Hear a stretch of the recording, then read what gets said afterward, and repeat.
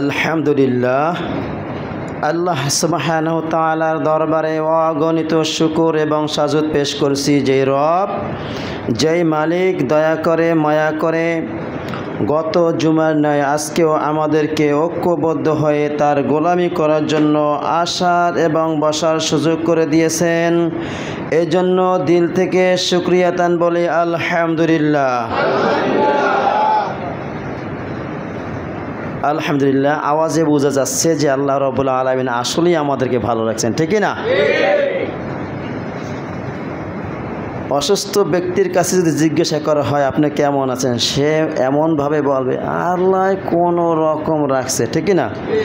আর যদি যে ব্যক্তি পরিপূর্ণ স্বয়ং সুস্থ আছে, ভালো আছে, তাকে যদি জিজ্ঞাসা করা হয় নিঃশ্বাস একটা বড় নিয়ে বলবে আলহামদুলিল্লাহ। আওয়াজই বোঝা যাবে সুস্থ অসুস্থ, ঠিক না? যেহেতু আজকে পবিত্র মাহে রমাদান মাসের তৃতীয় জুমা, আগামী আরেকটা জুমা আল্লাহ তাআলা যদি নসিবে লেখে পেতে পারি।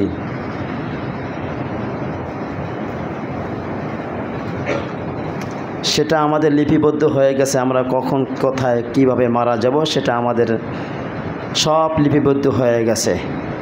তারপরও আমরা আশাবাদী আল্লাহ রাব্বুল আলামিন যদি চাহেন আমাদেরকে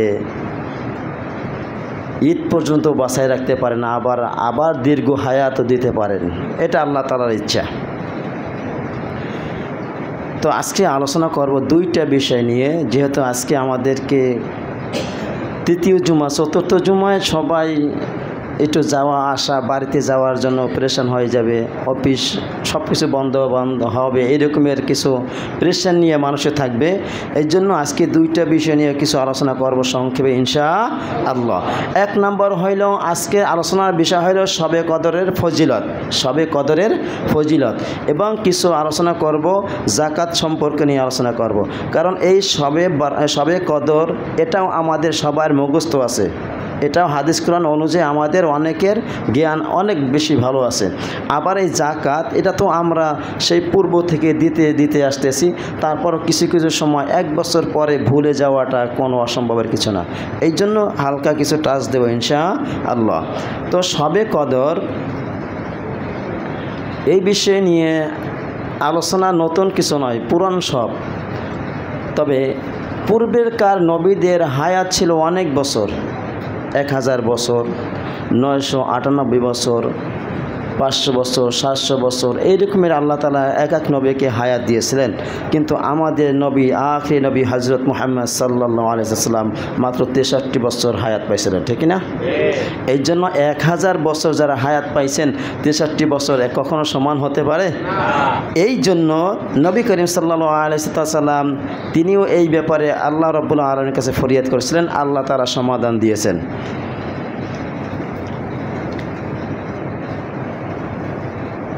নবী করিম সাল্লাল্লাহু আলাইহি ওয়াসাল্লাম বলেছেন যে কে তাহার পূর্ববর্তী অথবা আল্লাহর ইচ্ছামতো লোকদের বয়স প্রদর্শন করায়। আল্লাহর ইচ্ছা অনুযায়ী মানুষদের একটা হায়াত, একটা বয়স দিয়ে দেন। কিন্তু পূর্বেরকার নবীদের উম্মাতদের যে হায়াত ছিল, আমাদের সেই হায়াত এত বড় লং টাইম আল্লাহ তাআলা দেন নাই। হায়েস্ট গেলে আমাদের ভিতরে দেখা যায় আখিরি নবীর উম্মাতদের হায়েস্ট 120 বছর, 50 বছর, অতিরিক্ত হলো 60 বছর, এর বেশি আর কেউ পাইছে বললে ইতিহাস পাওয়া যায় না। কিন্তু আখিরি নবী তারপরও আমাদেরকে নিয়ে গর্ব করেছেন, আমাদেরকে এমন একটা রাত্র দিয়েছেন যে রাতটা 1000 মাসের চাইতে উত্তম, ঠিক না?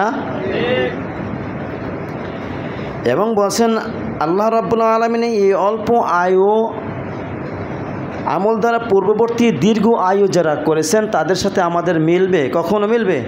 যারা 100 বছর, 60 বছর, এই 700 বছর, এরকমের যারা হায়াত পাইছেন, আর আমরা 30 বছর, 60 বছর হায়াত পেয়ে তাদের সাথে আমরা কিভাবে তাদের আমলের সাথে আমাদের আমল মিলতে পারে? এই জন্য নবী করিম সাল্লাল্লাহু আলাইহি ওয়াসাল্লাম আল্লাহ তাআলার কাছে ফরিয়াদ করলেন। আল্লাহ রাব্বুল আলামিন বলছেন নবী করিম সাল্লাল্লাহু আলাইহি সাল্লামকে বলছেন আমি এমন একটা মাস এমন একটা রাত্রির কথা বলবো যেই রাত্রটা হলো 1000 মাসের চাইতে উত্তম। নবী করিম আল্লাহ তাআলার কাছে প্রশ্ন করছেন, আল্লাহ এত কম আমার উম্মতের হায়াত, আর আগের পূর্বে নবীদের উম্মতের হায়াত অনেক বেশি ছিল, তো এদের আমলের সাথে কীভাবে মিলবে? তাহলে আপনাকে আমাকে এমন একটা যে হায়াত দিয়েছেন, এমন একটা মাস দিয়েছেন, এমন একটা মাসের ভিতরে এমন একটা রাত্র দিয়েছেন যেই রাত্রটা পূর্বে নবীরা যাদের উম্মত ছিল তাদেরকে যদি 1000 মাস যদি ইবাদত করে, আর আল্লাহ তাআলা আমাদেরকে সেই এমন একটা রাত্র দিয়েছেন যে তারা 1000 মাস ইবাদত করে যে নেকি পাবে, আমরা যদি সেই রাতটা যদি অতিবাহিত হতে পারে, সেই রাতটা যদি আমরা পেতে পারি, তাহলে আমরা ওই 1000 মাসের চাইতেও বেশি নেক আমল আমরা আল্লাহ তাআলার কাছে পাবো ইনশাআল্লাহ।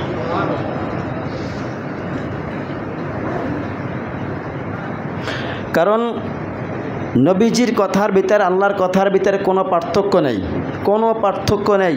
নবীজি বলছেন 1000 মাসের চাইতেও একটা উত্তম রাত্র আছে, আর আল্লাহ রাব্বুল আলামিন সেটা তিনি সূরাতুল কদরের ভিতরে দিয়েছেন, ইন্না আনসালনাহু ফি লাইলাতিল কদর ওয়া মা আদরাকা মা লাইলাতুল কদর।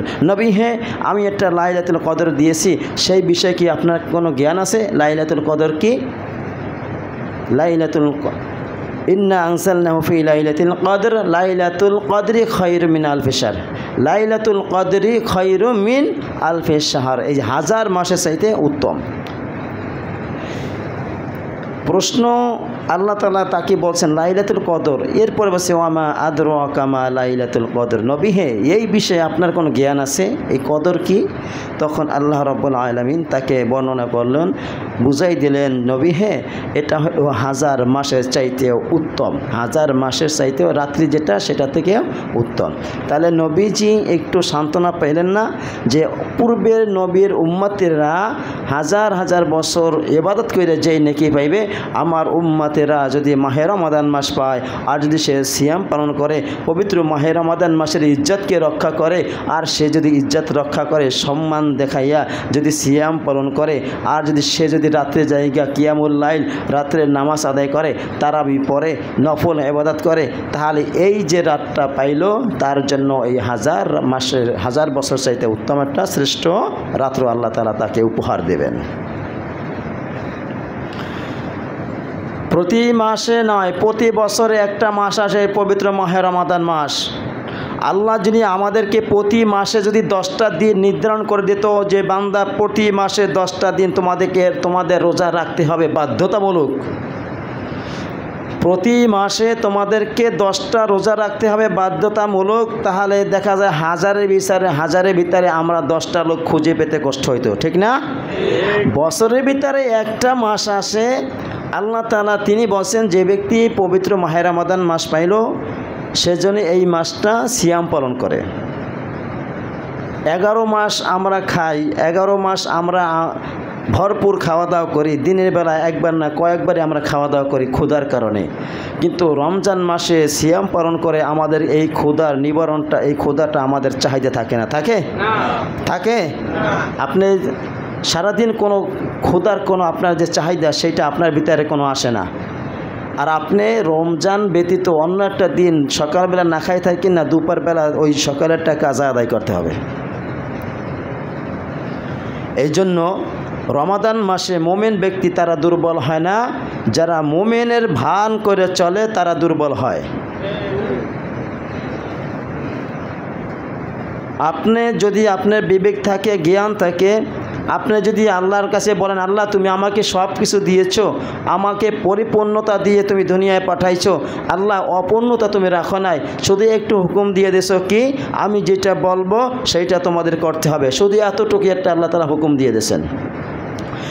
আর সেই হুকুমটা না মানার কারণ হইল আমরা দুনিয়ামুখী হয়ে গেলাম, আমরা দুনিয়ার কাজকে প্রাধান্য দিচ্ছি, যার কারণে আমরা সিয়াম থেকে দূরে সরে গেলাম, আল্লাহ তাআলার ইবাদত বন্দেগী থেকে আমরা দূরে সরে গেলাম।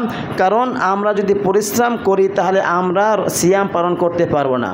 আল্লাহ রাব্বুল আলামিন যদি জিজ্ঞাসা করে, বান্দা তোমাকে আমি একটা সুন্দর একটা হায়াত দিয়েছিলাম, পবিত্র মাহে রমাদান মাসে আমার জন্য আমি সিয়াম রাখতে বলেছিলাম, তুমি আমার হুকুমটা মান্য করলো না, কেন করো না? সেই জবাবটা দাও।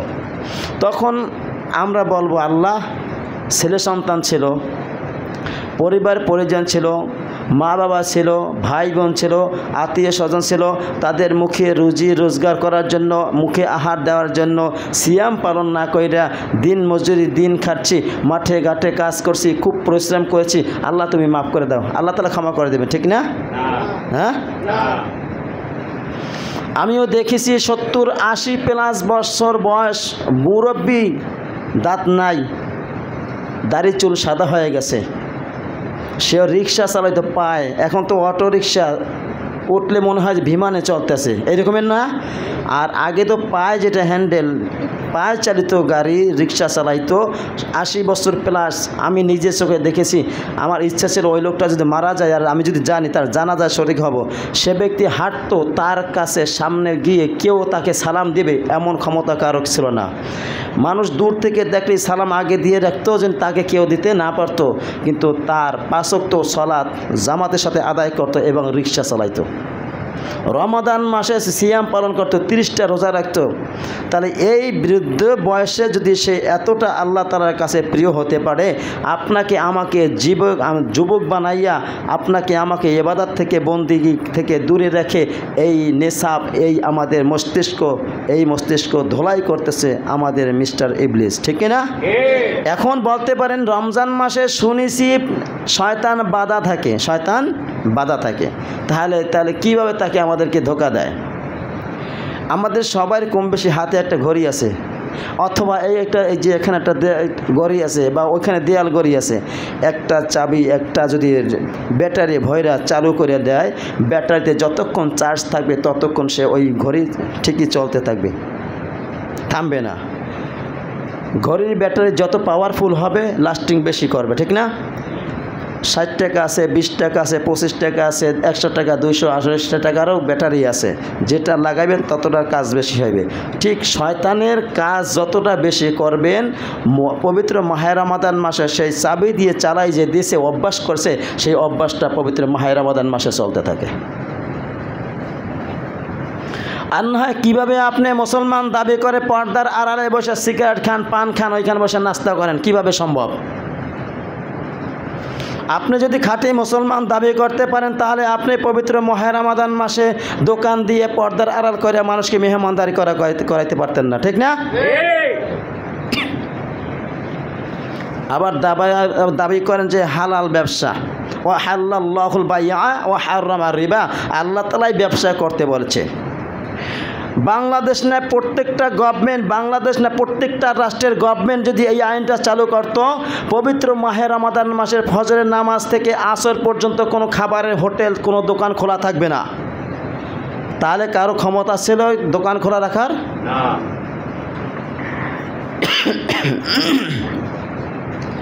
আপনি দোকান খুইলা মানুষের কাছে বিক্রি কইরা যেই গুনাহ কাজ করতেছেন, যে ব্যক্তি কিনতেছে খাইতেছে ওই ব্যক্তি সমপরিমাণ গুনাহগার হবে। আজকে সত্য কথা যদি বলা হয়, আজকে যদি সঠিক কোরআন হাদিস থেকে কথা বলতে যায়, তখন মানুষের কাছে সে খারাপ হয়, মানুষের কাছে সে টার্গেটে পড়ে যায়, মানুষের চোখে সে একটা শত্রুতা ধারণ করে ফেলায় না?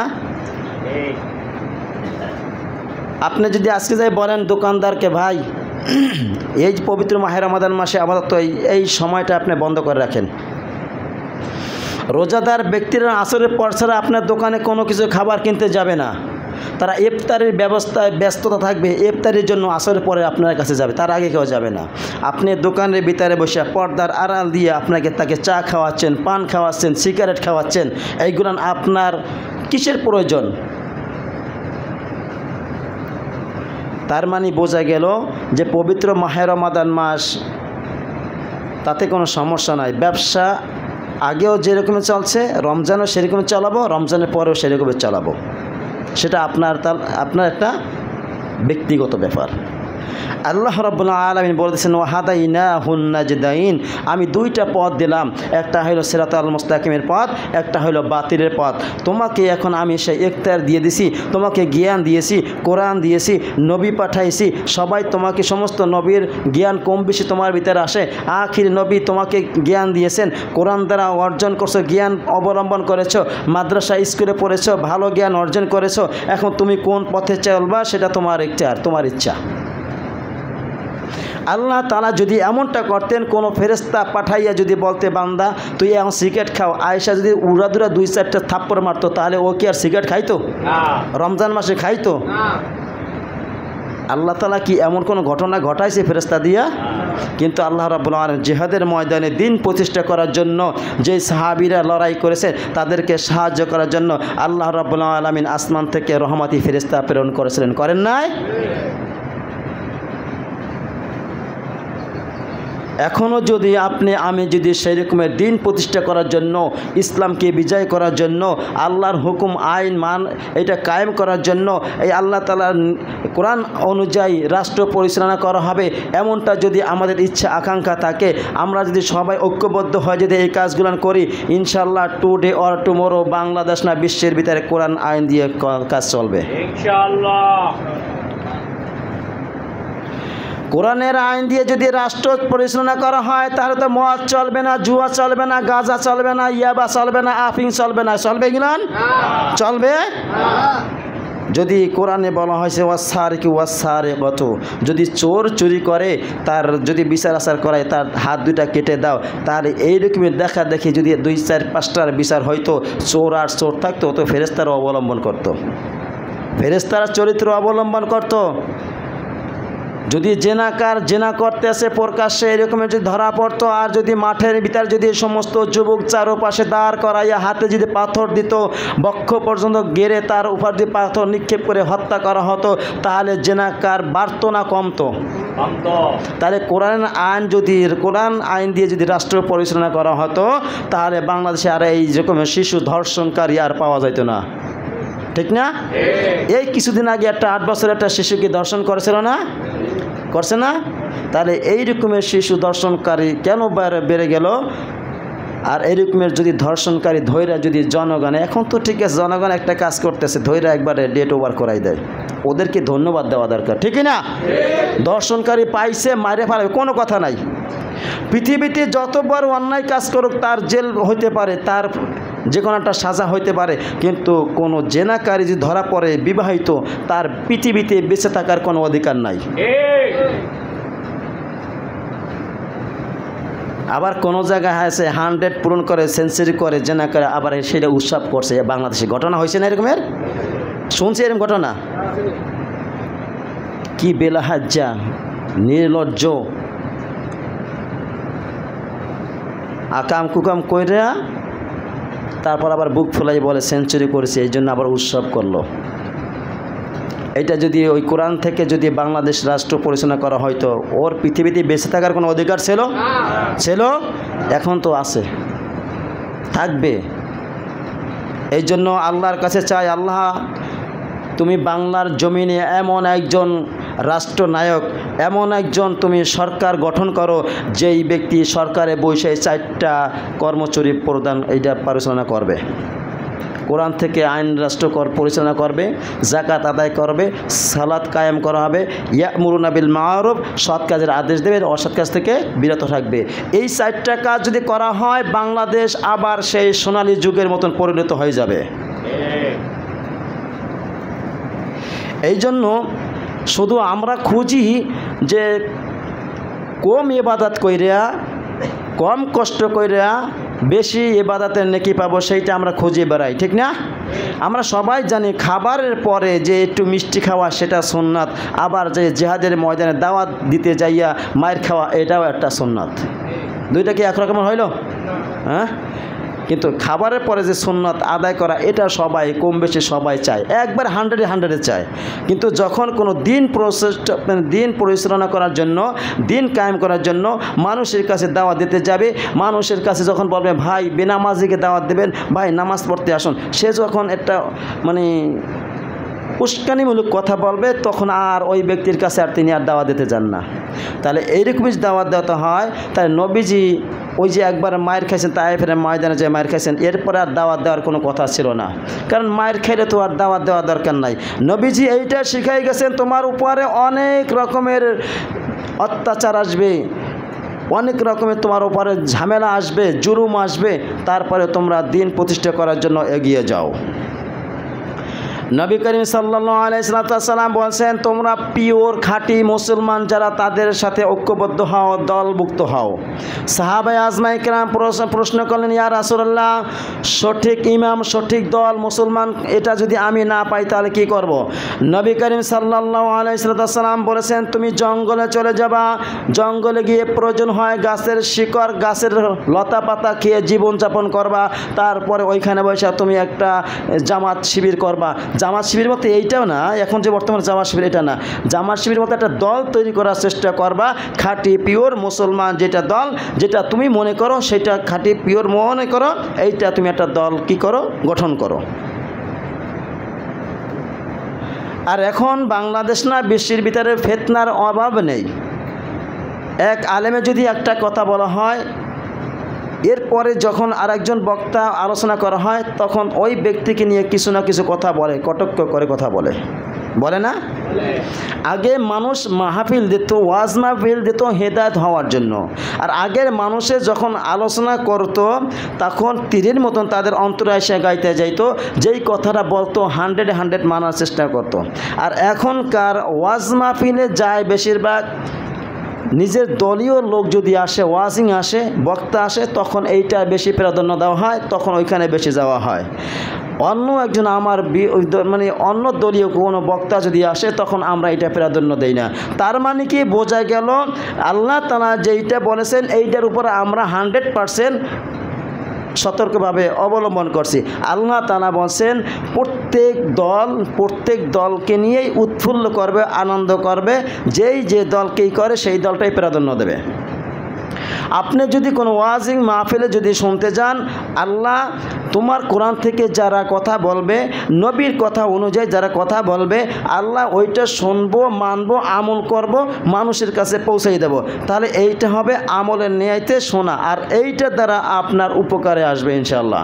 আর যদি দেখতে যান আমাদের প্রিয় বক্তা, আমাদের দলীয় একজন ভালো একজন স্কলার আসতেছে, তার কাছে যাব, কথা বলবো, দেখতে সুন্দর, কথা সুন্দর, খুব সুন্দর কণ্ঠ, এইগুলো দেখতে যদি যান তাহলে আপনার ভিতরে একটু আমলও আসবে না।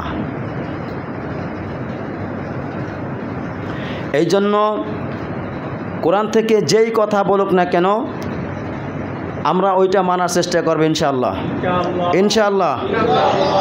এই জন্য নবী করিম সাল্লাল্লাহু আলাইহি ওয়াসাল্লাম বলেছেন, আখুল মুসলিমিনা ওয়াল মুসলিমাত, এক মুসলমান আর এক মুসলমানের কি ভাই, এক মুসলমান আর এক মুসলমানের ভাই।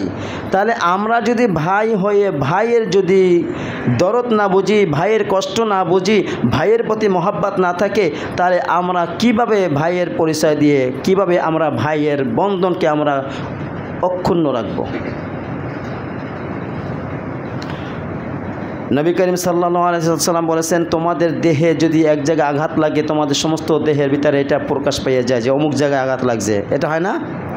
আপনার পায়ে যদি আঘাত লাগে, আপনার মস্তিষ্ক ক্ষণিকের ভিতরে আপনার মস্তিষ্কের ভিতরে এসে যায় যে আমার পায়ে একটা আঘাত লেগেছে, অথবা একটা কাটা ফুটেছে, অথবা কেটে গেছে, এটা আপনার মস্তিষ্কে লেগে যায়। ঠিক কোনো বান্দা যদি মুসলমান যদি কষ্ট পায়, সেই ওই কষ্টে ব্যতীত আপনার যদি কষ্ট লাগে, তাহলে আপনি মনে করবেন ওই ভাইয়ের প্রতি আমার মহব্বত আসলেই ভালো। এখন দেখা যায় একজনে খেয়ে আছে, আরেকজনে না খেয়ে আছে, এটা আমরা দেখতে যাই না।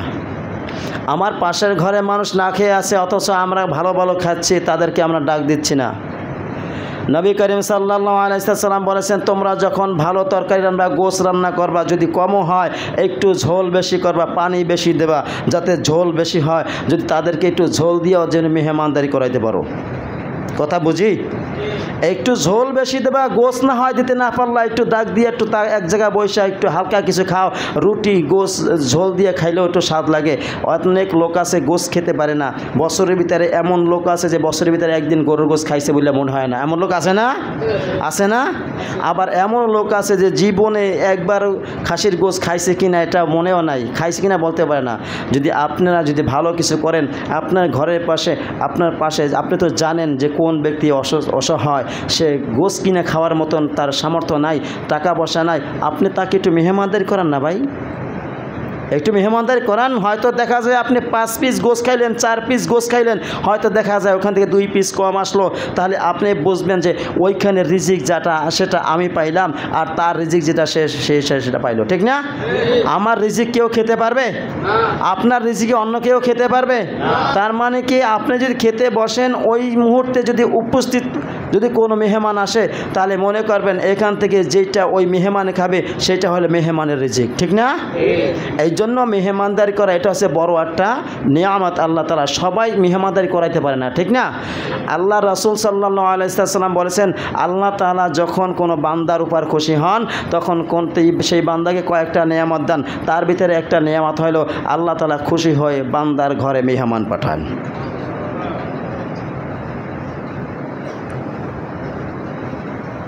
আপনার কারণে যদি অন্য একটা মানুষ যদি এক টুকরা গোস্ত খায় বলে আলহামদুলিল্লাহ, আল্লাহ তাআলা প্রশংসা করে, আল্লাহ তাআলা খুশি হয়ে বান্দার মনের যত নেক আশা আছে আল্লাহ পূর্ণ করতে পারেন না? আপনার সমস্যাকে আল্লাহ সমাধান করে দিতে পারেন না? আপনার ঋণগ্রস্ত থাকলে আল্লাহ যেভাবে হোক ঋণ পরিশোধ করার মতো ব্যবস্থা করে দিতে পারেন না? তাহলে যেই রব আমাকে এত কিছু করতে পারবে, তাহলে আমার ভাগ থেকে আমি যদি তাকে এক টুকরা গোস্ত দিয়ে এইরকমের একটা আলহামদুলিল্লাহ শুকরিয়ার বান্দাকে খুঁজে পাই, তাহলে এর থেকে বড় নিয়ামত আর কি হতে পারে? এই জন্য নবী করিম সাল্লাল্লাহু আলাইহি ওয়াসাল্লাম বলেছেন, মুসলমান যেহেতু ভাইয়ের খোঁজখবর রাখবা, ভাইয়ের সাথে মোহাব্বত রাখবা, ভাই বিপদে পড়লে তোমরা পাশে দাঁড়াবা, ওই ভাইকে উঠিয়ে নিয়ে চলে যাবা, এইটা হলো আমাদের কর্তব্য। আর এখনকার দেখা যায় একজনে আরেকজনের কাঁধে পাড়া দিয়ে তারপর উপরে উঠতে চায়, এইটা আমাদের একটা নিসাব হয়ে গেছে, যে স্বভাবটা পাওয়া যায় কুকুরের ভিতরে, ঠিক না? আপনি একটা কুকুরকে আপনি খাবার দেবেন, ও যতটুকু খেতে পারে তার থেকে অনেক গুণ বেশি দিবেন, ওইখানে খাবারটা দিয়ে আর এক জায়গায় আবার খাবার দিবেন। এই খাবারটা যখন আরেকটা কুকুর খেতে আসবে, তখন ওই কুকুরটা ওর খাবার বাদ দিয়ে এইখানে এসে ঝাঁপাই পড়বে, ঠিক না? পড়ে না? আমরা মানুষ হয়েছে এই রকমের, আমরা খেতে পারবো যা তার থেকে বেশি খাওয়ার জন্য মানুষের মাথায় বাড়ি দিয়ে তাদের অর্থ সম্পদ লুট করি, ঠিক না? একটা বাঘের দৈনিক প্রায় 8 কেজি 10 কেজি 15 কেজি খাবার লাগে, গরুর গোস লাগে না? একটা বাঘের গোস 8 কেজি 10 কেজি লাগে না? ওই বাঘটা সে চিন্তা করে না আমি কি খাবো, সকালবেলা উঠে রওনা বের হয় শিকার করার জন্য, আল্লাহ তাআলা তাকে সেইভাবে খাবারের ব্যবস্থা করাই দেয়। আর আপনি আমি দেখা যায় 250 গ্রাম চালের ভাত খেতে পারি না, অথচ আমার ঘরে আমি মনকে মন চাল কিনে রাখি, এরকম হয় না? তাহলে আমরা আল্লাহ তাআলার উপর ভরসা করতে পারি না। হ্যাঁ ঠিক আছে, আপনি 1 মাসের খাবার কিনে রাখেন, এটা কোনো সমস্যা নেই, কিন্তু এই খাবার থেকে আরেকজন গরিবকে খাওয়ানো কোনো ব্যাপার না। আপনার ফ্যামিলিতে 8 জন 10 জন লোক আছে, একটা লোকের খাবার ওইখানে কিছু না, 8 জন লোকের ভিতরে একটা লোক খাবার কোনো ব্যাপার?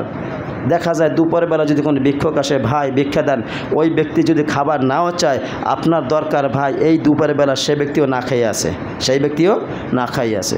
একটা ঘটনা শুনছিলাম, ঘটনা হলো এরকমের, এক ব্যক্তি তার জঙ্গলে তার বাচ্চা নিয়ে, আগে তো জঙ্গল বেশি ছিল, এখন তো জঙ্গল কম, পাহাড়ের পাশ থেকে জঙ্গল থেকে যাচ্ছে বাচ্চা নিয়ে, তখন একটা নেকড়ে আইসা ওই বাচ্চাটাকে নিয়ে যাওয়ার পরে তার হাতে কিছু খাবার ছিল, ওই লোকটার হাতে কিছু খাবার ছিল, খাবারটা সে ফালাই না, খাবার নিয়ে ওই নেকড়ের পিছনে দৌড়েছে বাচ্চাকে বাঁচানোর জন্য। ইতিমধ্যে হঠাৎ একজন ভিক্ষুক তার সামনে আসলো, বলছে আমি অনাহারী, আমার খাবার প্রয়োজন, আমাকে কিছু খাবার দেন। যখন ওই ব্যক্তি খাবারটা ওই ভিক্ষুককে দিল, তিনি তাকাই দেখলেন ভিক্ষুকের হাতে খাবারটা দেওয়া মাত্রই নেকড়ে বাচ্চাটাকে ফালাইয়া নেকড়ে চলে গেল। সুবহানাল্লাহ। এরকম হতে পারে না? পারে না? নিজের খাবার যদি অন্যকে বিলাইয়া দেয়, আল্লাহ রাব্বুল আলামিন আমার এর থেকে বড় ধরনের কোনো নিয়ামত আল্লাহ তাআলা আমার জন্য নিজে রেখে দিয়েছেন। ঠিক না? ঠিক না? এই জন্য আমরা খাবো, অন্যকেও খাওয়াবো, খাবো এবং অন্যকেও খাওয়াবো। মেহমানদারি করা এটা আল্লাহ তাআলাই নিজে বলছেন। ওই সূরার ভিতরে, সূরা তাহারের ভিতরে বলা আছে যে এতিম মিসকিনদেরকে খাওয়াবে, গরিবদেরকে খাওয়াবে, এই যারা জাকাত পাওয়ার মতন এরা খাবে, এইগুলান খাওয়াবে, এইগুলান খাওয়ালে নাকি বেশি হয়। আপনি একটা জিনিস দেখেন, এখন বর্তমানে বাংলাদেশে অনেকটা কমে গেছে প্রচলনটা, আগে ছিল, এখনও কম বেশি আছে। এটা হলো কি, একটা মানুষ যদি মারা যায় 3 দিন পরে একটা খাবার খাওয়ানো হয়, হয় না ভাই? হয় না? মা মারা গেছে, বাবা মারা গেছে, ভাই মারা গেছে, সন্তান মারা গেছে, এর 3 দিন পরে অথবা 41 একটা খাবার দেয়, খাবার দেয় না? আপনার মায়ের কাছে আপনি মা বাবাকে সারা বছর কোনো খাবার দিলেন না, আপনার ভাই বোনকে কোনো দিন খাবার দিলেন না, আপনার আত্মীয় স্বজনকে কখনো কিছু খাওয়াইলেন না, আশেপাশে অনেক লোক আছে, গরিব মিসকিন আছে, তাদেরকে কখনো খাওয়াইলেন না। আপনার মা মারা গেছে, আপনার বাবা মারা গেছে, 3 দিন পরে আপনি গরু কাইটটা মানুষকে খাওয়াইতেছেন, এই খাওয়ার ভিতরে 4 আনার কোনো নেকি আসবে না। কথা বুঝেন? মা বাবা জীবিত থাকতে মা বাবাকে খাবার খাওয়ান, এইটা হচ্ছে সর্বোত্তম ইবাদত। আপনার মা বাবাকে খাবার দিলেন না, আপনার ভাই বোনদেরকে খাবার দিলেন না, মারা গেল, আপনি এলাকাবাসীকে ডাইকা গরু কাইটা খাওয়াইলেন, এই খাবারের কোনো মূল্য নাই। আপনি 3 দিন 41 এইটা বাদ দিয়ে আপনি অন্য একদিন করান, অন্য একদিন করাইয়া তারপর আপনি মানুষদেরকে খাওয়ান। তারপর আপনার এই প্রচলনটা আপনার ভিতর থাকতে হবে, মেহমানদারি করানোর অভ্যাস আপনার ভিতর থাকতে হবে। তাহলে আল্লাহর কাছে বলতে পারবেন যে আল্লাহ, আমি তো মেহমানদারি করানো পছন্দ করি, আমি মেহমানদেরকে খাওয়াইতাম।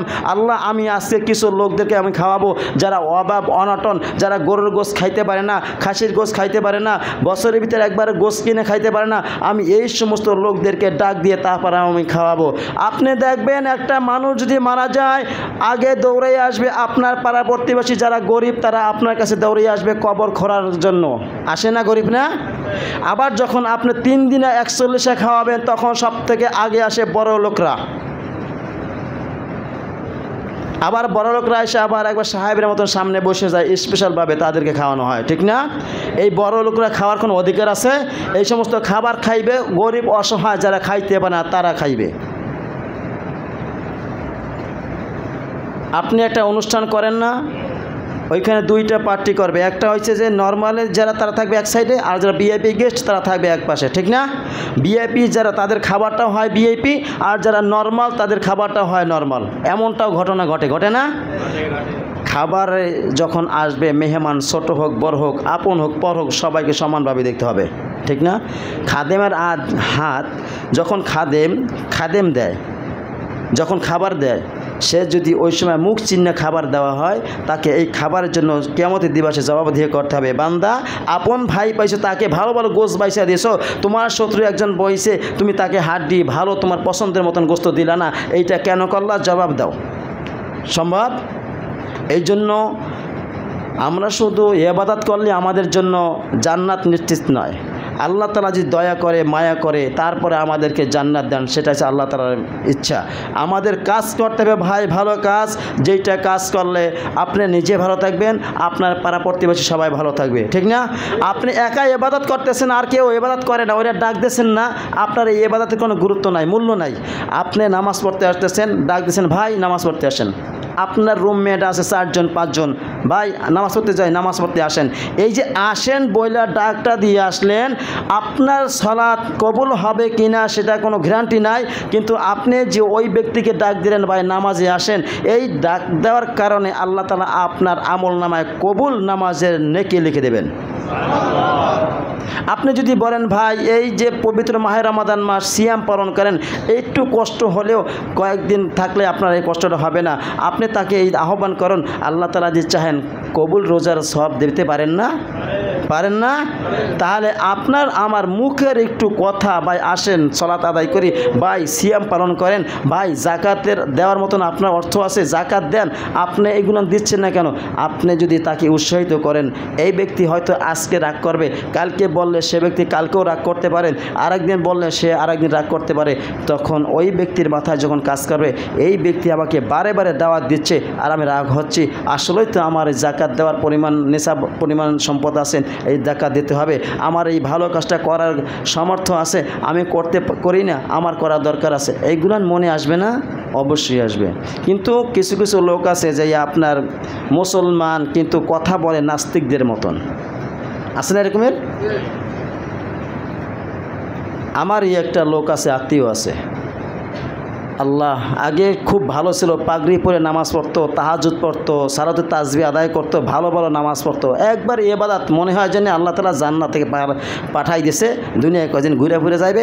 এখন এমন হয়েছে কোন দলে গেছে, কি করতেছে, বলতেছে এত কষ্ট করে রোজা রাখতে আল্লাহ বলছে, সালাত আদায় করতে হবে, এটা কোনো আছে এরকমের? মানে এমন হয়ে গেছে, নাস্তিক যদি হয় তাহলে একবারে খারাপই হয়ে যায়।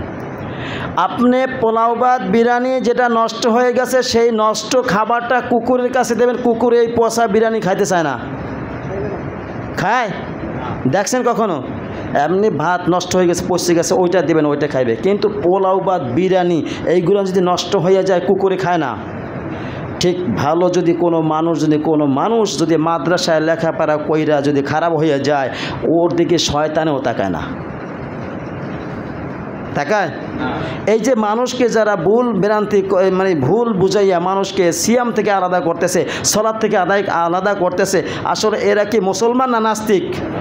আওয়াজ দিয়ে বলেন, নাস্তিক না মুসলমান? তাহলে এই নাস্তিকের কথা যে শুনবে সেও নাস্তিকের অন্তর্ভুক্ত হয়ে যাবে। কোনো বান্দা যদি বলে সালাত লাগবে না, সালাত লাগবে না, সালাত লাগবে না, তাহলে ওর কথা শুনবেন না, ওরকে বাদ দিয়ে দেন, অল ডিলিট দিলে তো তারপর মোবাইলে থাকে, কিন্তু যদি ওইটা যদি ও ভিতর থেকেও ডিলিট দেওয়া হয়, তখন ওইখানে আর কিছু থাকে না, ওকে ডিলিট দিতে হবে এমনভাবে ওর কোনো কথাই শোনা যাবে না। বেটা সালাত আদায় করা যাবে না কিসের জন্য?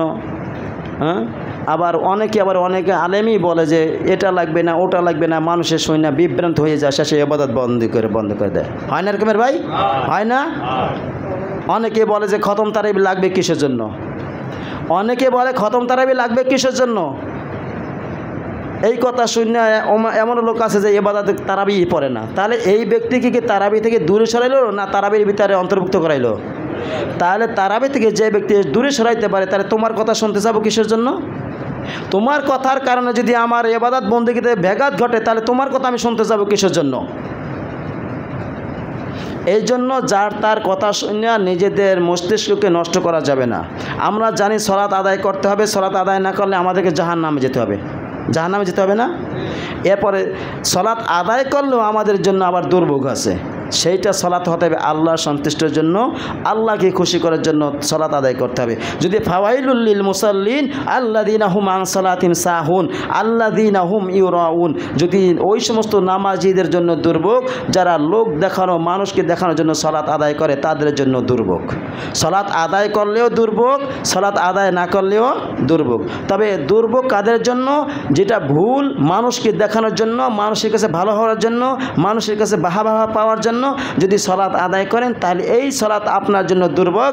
আর যদি আপনি খুশির সাথে আল্লাহকে সন্তুষ্ট করার জন্য আল্লাহ হুকুম দিয়েছেন সেই অনুযায়ী যদি আমরা সালাত আদায় করি, তাহলে এই সালাত আল্লাহ যদি চাহেন আমাদেরকে জান্নাত পর্যন্ত পৌঁছে দেবেন।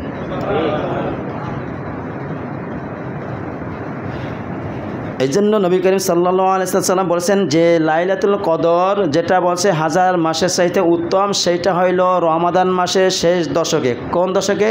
শেষ দশকে 21, 23, 25, 27, 29 এই 5 রাত্র, এই 5 রাত্র। এখন আমাদের ভিতরে একটা ফেরকা হয় যে সৌদি আরব যেদিনকে রোজা রাখে, আমাদের বাংলাদেশে কিছু রোজা রাখার লোক আছে না? আছে। সৌদি আরব যেদিনকে ঈদ করে, আমাদের বাংলাদেশেও সেই দিনকে ঈদ করে, এমন লোক আছে না? এদের প্রশ্ন অনুযায়ী আমি বলবো যে আজকে তো 21শে তারাবি শুরু হবে, 21শে তারাবি না? আর সৌদি আরবে 22শে তারাবি শুরু হবে আজকে। ঠিক না? এখন আমরা বলি যদি আল্লাহ যদি চাহেন, মনে করেন সৌদি আরব আজকে 21 তারাবি গত রাত্রে হয়ে গেছে, এখন 21 তাদের 21 আর আমাদের 21 একদিন আপ ডাউন করে, একদিন না? তাহলে এখন যদি মনে করেন আল্লাহ তাআলা তাদের 21, 23, 25, 27, 29 এই কয়দিনের ভিতরে কদর দিল, আর আমাদের 21, 23, 25, 27, 29 এই কদরের ভিতরে, এই কয়টা দিনের ভিতরে আমরা কদর পাইলাম না, তাহলে আমরা ভুল করলাম না? একটু বোঝানোর জন্য বলতেছি। তাহলে এই জন্য আমি এখানে গত রাত্রে আমি তারাবির পরে আমি 10 মিনিট সময় দিয়েছি। কেন দিয়েছি? 10 মিনিট সময়ের ভিতরে 4 রাকাত 6 রাকাত পড়া যায়। এই জন্য আমরা যদি কালকে থেকে যদি আমল করলাম, এই জন্য যদি আল্লাহ তাআলা এই 10 দিনের ভিতরে যে কোনো একদিন দিতে পারে, হয়তো যদি ওদের এই সৌদি আরবের 21 ওই অনুযায়ী যদি আল্লাহ তাআলা ওই দিনের ভিতরে কদর দিয়ে দেন, তাহলে আমরা কদর থেকে মাহরুম হয়ে গেলাম। আর আমরা যদি ওই তাদের 21 থেকে শুরু করি, তাহলে আমাদের এদিকে পরে 20, তাহলে 20 তারাবির পরে যদি আমরা কিছু নফল ইবাদত করি, তাহলে এই 10টা দিন যদি আমি লাগাতার যদি আমরা নফল ইবাদত করি, আমাদের থেকে কদর ছুটে যাওয়া সম্ভব? তাহলে এই জন্য আমরা গত রাত্রে থেকেই এখানে আমরা ইনশাল্লাহ 10টা মিনিট সময় দিছি 10 মিনিট। এখন যতদিন তারাবি আছে আমরা প্রতিদিন 10 মিনিট সময় এইরকমের আমরা ইবাদত করব, ইনশাল্লাহ আমরা এই কদর থেকে মাহরুম হব না, ঠিক না? এই জন্য আমরা মানে ফিতনা থেকে বাঁচার চেষ্টা করব। নবীজি সাল্লাল্লাহু আলাইহি ওয়াসাল্লাম বলেছেন, তোমরা চাঁদ দেখে রোজা রাখবে, চাঁদ দেখে ইফতার করবে। চাঁদ দেখে রোজা রাখবে, চাঁদ দেখে ইফতার করবে। ইফতার মানে কি? ঈদুল ফিতর মানে রোজা ছেড়ে দেবে। তাহলে আমরা বাংলাদেশে যেদিনকে চাঁদ দেখেছি সেদিন কি তো আমাদের রোজা, কথা বলে না? কিন্তু সৌদি আরব যদি চাঁদ দেখে, আমাদের বাংলাদেশে যদি কেউ না দেখে, তাহলে হবে? প্রত্যেকটা রাষ্ট্রের গভর্নমেন্ট যে তাদের মাধ্যমে একটা দায়িত্ব আছে, চাঁদ কমিটি, তারা দেখে গবেষণা করে তারপরে বলে আজকে চাঁদ দেখা গেছে, আগামীকাল সিয়াম হবে। সৌদি আরবের ওই জিনিসটা আমাদের ভিতরে নিয়ে আসবো না, আর আমাদেরটা সৌদি আরবের ভিতরে নিয়ে যাব না। কিন্তু দিনের পার্থক্য আছে, সূর্য ওঠা ডুবার ভিতরে পার্থক্য আছে, 3 ঘন্টা 4 ঘন্টা আপ ডাউন আছে। এই জন্য আমরা চাঁদ দেখলাম না, পরে ওরা চাঁদ দেখলো, তাহলে আমরা রোজা পরের দিন রাখলাম না, তার পরের দিন রাখলাম, কিন্তু ওরা চাঁদ দেখছে, রোজা রাখছে। এই জন্য আমাদের ভিতরে এইরকম একটু ফেরকা আছে। তবে আল্লাহ রাব্বুল আলামিন সবাইকে এই ফেরকা থেকে বেঁচে থাকার মতো তৌফিক দান করে দাও। একটু জাকাতের বিষয় নিয়ে একটু কথা বলে দেই। জাকাত শর্ত হওয়ার 5টা উপায় আছে, সেই 5টা অনুযায়ী আমাদের উপরে জাকাত ফরজ হয়। 1 নাম্বার জাকাত হলো নিসাব পরিমাণ সম্পদ আমাদের থাকতে হবে, নিসাব পরিমাণ সম্পদ আমাদের থাকতে হবে। দ্বিতীয় হইল 2 নাম্বার হইল 1 বছর আমাদের অতিরিক্ত হতে হবে। মনে করেন আজকে এই রমজান থেকে, গত রমজান থেকে এই রমজান পর্যন্ত আমাদের কাছে নিসাব পরিমাণ অর্থ সম্পদ ছিল, 1 বছর হয়ে গেছে, আমাদের জাকাত আমাদের উপরে ফরজ হয়ে গেল। 3 নাম্বার নিজের সম্পদ হতে হবে। কার সম্পদ? নিজের। আপনার নিজের সম্পদ আছে নিসাব পরিমাণ, আপনার ভাই আছে, সেটা আপনার উপরে না, আপনার ভাই দেবে। আপনার বোনের আছে নিসাব পরিমাণ, সেটা আপনার বোন দেবে, আপনার না। আপনার যে নিসাব পরিমাণ যদি অর্থ থাকে, তাহলে আপনার উপরে এটা খরচ হয়ে যাবে। প্রয়োজনের অতিরিক্ত, মনে করেন আপনার খরচ আসবাবপত্র যা কিছু আছে খরচ বাদ দিয়ে যেই টাকা থাকবে সেইটা হইল অতিরিক্ত, আর সেই অতিরিক্ত টাকা দিয়ে হবে জাকাত। 5 নম্বরে বেশি পরিমাণ যদি ঋণ থাকা হয়, ঋণগ্রস্ত ব্যক্তির জন্য কি নাই? জাকাত নাই। এখন দেখেন নবী করিম সাল্লাল্লাহু আলাইহি ওয়াসাল্লাম আমাদেরকে জাকাতের খাত এটা আমাদের শিখাই দিয়েছেন কীভাবে জাকাত হবে। এখানে বলা হয়েছে কত টাকা জমা থাকলে আমাদের জাকাত দিতে হবে, কত টাকা জমা থাকলে আমাদেরকে জাকাত দিতে হবে। এখানে বলা হয়েছে 595 গ্রাম রূপার মূল্য যদি আমাদের কাছে জমা থাকে, তাহলে সেটা জাকাত দিতে হবে। তাহলে 595 গ্রাম রূপার দাম আসে 40,000 প্লাস, 40,000 প্লাস। এই 40,000 এখন ধরা যায় 45,000, কারো কাছে ক্যাশ আছে, সেই হিসাব করে তারপর জাকাত দিতে হবে। বুঝতে পারছি? যদি 40,000 45,000 টাকা আমাদের কাছে থাকে, ক্যাশ আছে, হাতে আছে, তাহলে আমাদের এই থেকে জাকাত দিতে হবে। এখন আমরা জানি যে 52.5 ভরি রূপা এবং 7.5 ভরি স্বর্ণ, 7.5 ভরি স্বর্ণ। 7.5 ভরি স্বর্ণে যদি কম থাকে তার জন্য জাকাত নাই, তার জন্য জাকাত নাই। আর 52.5 ভরি রূপার কম আছে, তার জন্য জাকাত নাই। এখন বোঝেন, আপনার কাছে স্বর্ণও আছে আর কিছু টাকাও আছে, জমা আছে। এখন এইটা হিসাব করে যদি দেখেন যে নিসাবের বেশি হয়ে যায়, নিসাব পরিমাণ হয়, তাহলে আপনাকে জাকাত দিতে হবে। হাতে ক্যাশ টাকা আছে এবং স্বর্ণও আছে, এই দুইটা মিলাইয়া নিসাব পরিমাণ যদি হয় তাহলে আপনাকে জাকাত দিতে হবে। যদি শুধু স্বর্ণ যদি কম থাকে 7.5 ভরির, তাহলে জাকাত হবে না। আর 52.5 ভরি রূপার যদি কম থাকে তাহলে হবে না। যদি হাতে ক্যাশ থাকে আর ওই যে অলংকার আছে, এইটা মিলাইয়া যদি আপনার নিসাব পরিমাণ হয় তাহলে আপনার উপর জাকাত দিতে হবে। এখন ঋণগ্রস্ত ব্যক্তির ঋণ যদি থাকে তার উপর জাকাত কী হবে? হ্যাঁ, এখন এখানে বলা হয়েছে আপনার ঋণের টাকা এক জায়গা করেন আর আপনার সম্পত্তি যা আছে এক জায়গা করেন। এখন যদি দেখা যায় ঋণ আপনার আছে 50,000 টাকা, কত হাজার, একটা এক্সাম্পল দিতেছি, 50,000 টাকা আছে ঋণ, আর আপনার কাছে ক্যাশ আছে বা স্বর্ণ এই দামটা মিলাইয়া আছে আপনার কাছে 95-1 লাখ টাকার বেশি আছে, তাহলে ঋণের থেকে সম্পদ বেশি আছে, তাহলে এই ব্যক্তির উপরে জাকাত দিতে হবে, এই ব্যক্তির জাকাত দিতে হবে। যদি সম্পদের থেকে ঋণ বেশি হয় তাহলে তার জন্য জাকাত নাই। তাহলে এই কারণে আমাদের ভিতরে একটা মানে অনেকে বুঝে যে জাকাত স্বর্ণ আছে টাকাও আছে, তাহলে এরা হিসাব করে 7.5 ভরি তো স্বর্ণ আমাদের নাই, 52.5 ভরি রূপা তো আমাদের নাই, তাহলে আমাদের জাকাত হবে না। অর্থাৎ জাকাত না দিয়ে পারি সেই চিন্তা ফিকে শয়তান আমাদের ভিতরে ঢুকাই দেয়, ঠিক না? নবী করিম সাল্লাল্লাহু আলাইহি ওয়াসাল্লাম বলেছেন, যে ব্যক্তি স্বর্ণরূপা জমা করে জাকাত দেয় না, আল্লাহ রাব্বুল আলামিন ওইটাকে কিয়ামতের দিবসে একটা সিল বানাবেন, এই আপনার কপালে দেবে, গালে দেবে, পিঠে দেবে। আর এমনকি সম্পদগুলোকে একটা সাপ বানাইয়া আকৃতি গলায় পেঁচাইয়া সে ধ্বংসন করবে, আমি তোমার মাল তুমি ভক্ষণ করো, তুমি গ্রহণ করো, ধ্বংসন করবে। আর এই রকমের যদি ভয়াবহ বিষয় থেকে, ভয়াবহ শাস্তি থেকে আমাদেরকে আল্লাহ রাব্বুল আলামিন বাঁচার জন্য কত রকমের কৌশল অবলম্বন করাই দিল না? তাহলে আমরা বেঁচে থাকার চেষ্টা করব। আল্লাহ রাব্বুল আলামিন আমাদেরকে যত টাকা আছে আমরা এটা হিসাব করে আমরা এটা দিয়ে দেই না। এমন আছে যে বলে যে হুজুর 2 মাস 1 মাস বাকি আছে বছর পূর্ণ হইতে, আপনি ওইটাকে আপ ডাউন করে একটু আকপিস করে এই সিয়াম রমজান মাসে আপনি যে জাকাতটা দিয়ে দেন, তাহলে পরবর্তীতে এইরকম বছরে দিলেই জাকাত হয়ে যাবে। এখন আপনি যদি চিন্তা করেন আমার 1 মাস 2 মাস বাকি আছে, তাহলে আমি এই জাকাত এখন দেবো না, আমি পরে দেবো, সে তো আবার চিন্তা করবে এই জাকাতটা দেবে আগামী রমজানে, তার আগে তো দিবে না। আগামী রমজানে দেখা যায় 18 মাস 19 মাস এরকম হয়ে যায়, 1 বছরের বেশি হয়ে যায়, তাহলে আমাদের জাকাতটা ঠিক মতন সময় আদায় করা হলো না। এই জন্য 1 মাস 2 মাস বা কিছু নিসাব পরিমাণ টাকা যদি আপনার থাকে, আপনি পবিত্র মাহে রমাদান মাসে হিসাব করে আপনি এইটা আপনি আদায় করে দেন, এটা গরিবদের একটা রিজিকের ব্যবস্থা হয়ে যায়। জাকাত এটা হইল আরেকজনের প্রাপ্য, আপনার জাকাত থেকে আরেকজনের হক আছে, সেই হকটা আল্লাহ তাআলা দিয়ে দিতে বলছেন, আমরা দিয়ে দেব, এতে কার্পণ্যতা করা যাবে না। আপনার যদি দেখা যায় জাকাত নিসাব পরিমাণ আপনার এই অর্থ আছে কিন্তু আপনার হাতে কোনো টাকা নাই, জাকাত দিতে হবে, আপনার হাতে কোনো টাকা নাই, তাহলে ওইখান থেকে আপনার যে অলংকার আছে অথবা যে কোনো আসবাবপত্র বিক্রি কইরা তারপর জাকাত দিতে হবে। আপনার নেশাব পরিমাণ স্বর্ণ আছে, রূপা আছে, কিন্তু আপনার হাতে কোনো টাকা নাই, আপনাকে ওই থেকে স্বর্ণ অথবা রূপা বিক্রি কইরা যেই টাকা জাকাত হয় সেই টাকা জাকাত দিতে হবে। অনেকে তো বলে হাতে টাকা নাই দেবো কীভাবে, এইটা বলে তিনি ছেড়ে দিতে চান না, এরকমই করার কোনো সুযোগ নাই। আল্লাহ রাব্বুল আলামিন আমাদেরকে বুঝে শুনে আমল করার মতন তৌফিক দান করে দাও।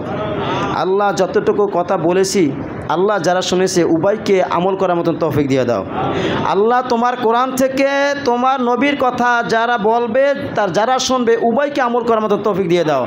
আল্লাহ আমরা ব্যক্তি দেখব না, আমরা কোন বক্তাকে দেখব না, দলীয় বক্তা না বিদলীয় বক্তা এটা আমরা দেখব না, দলীয় আর বিরোধী নাই কোনো, যেই কথা কোরআন থেকে বলবে, যেই ব্যক্তি হাদিস থেকে কথা বলবে ওইটা আমলের নিয়তে শুনবো, আমল করব, মানুষের কাছে পৌঁছে দেবে ইনশাআল্লাহ। ঠিক আছে?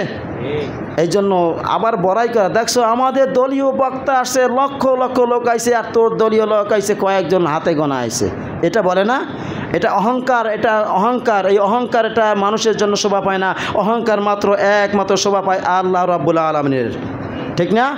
অহংকার করার মতন তিনি এছাড়া আর কেন অহংকার করার মতন নাই, আছে? আছে। আল্লাহ রসুল সাল্লাল্লাহু আলাইহি ওয়াসাল্লাম বলেছেন অহংকার হইল আল্লাহর চাদর, অহংকার হইল আল্লাহর চাদর। আল্লাহর চাদর ধৈরা যে টানা হেঁচড়া করবে সে কি ভালো? সে কি ভালো? আপনি সামান্য একজন আপনার যে বস আছে তার একটু ছাড় ধরে টান দিয়ে দেখেন না, দেখবেন চাকরি তো খাইছে, সাথে সাথে উসাই দেবে না? বলবে যে তোর মতন বেয়াদব এই ভিতরে ঢুকাইছে কে?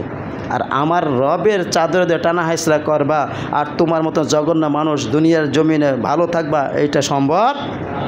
এই জন্য অহংকার করা যাবে না, অহংকারমূলক কোনো কথা বলা যাবে না, অহংকার থেকে বেঁচে থাকতে হবে। এটা আমাদের দায়িত্ব, এটা আমাদের কর্তব্য। আল্লাহ রাব্বুল আলামিন আমাদের সবাইকে বুঝে শুনে আমল করার মতন তৌফিক দান করে দাও। যারা সুন্নাত পড়েনি